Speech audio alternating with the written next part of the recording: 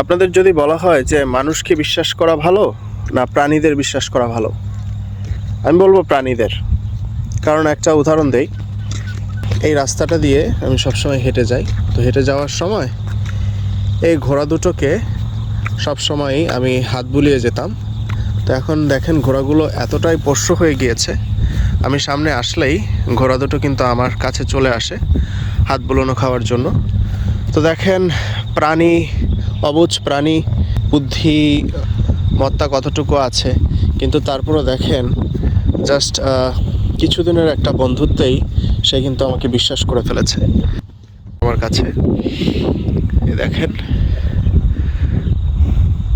ও চলে এসেছে এবং ওই যে দেখেন আরেকটা ঘোড়া, ও দেখেন কিভাবে দৌড়ে চলে আসছে আমার কাছে।